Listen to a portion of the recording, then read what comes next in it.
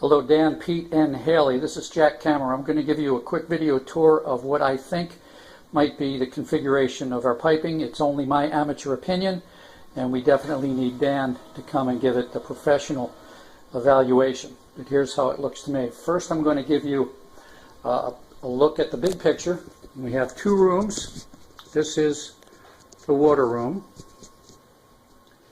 where the pump and the current LDS are located.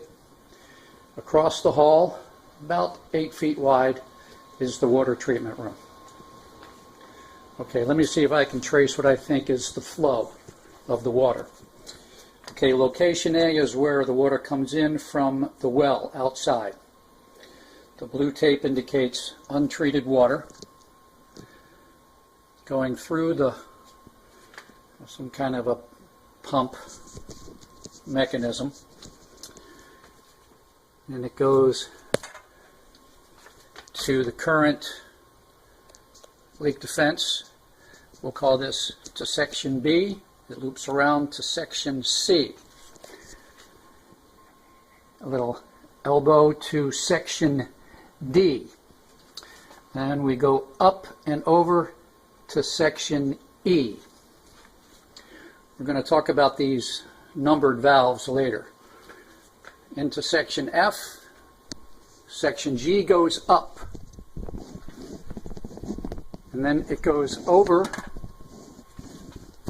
Section H is horizontal, going over the ceiling across to the water treatment room. H here becomes I into the water treatment system. The water treatment system does its thing. And here we have treated water with green tape, starting with section J. J goes up, and we go back across the ceiling to K.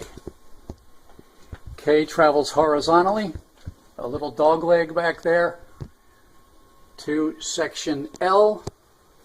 L comes down to section M, little dog leg. Section N goes up and connects and feeds the rest of the house. Okay, so that's the water system to N. Let me tell you what the other items are. O is just an overflow pressure valve that goes to the outside, just vents to the outside.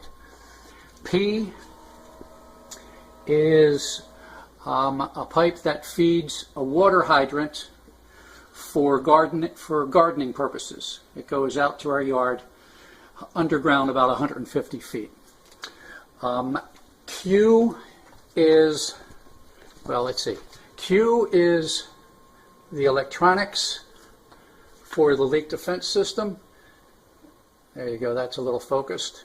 Those are the relays. I think that's the API, and that's the power supply on the dedicated circuit. And then R is just HVAC stuff, but I wanted to show it to you. Okay, so I think that's what's going on. Let's talk about the bypass system. Okay, we saw earlier that untreated water would come up through D.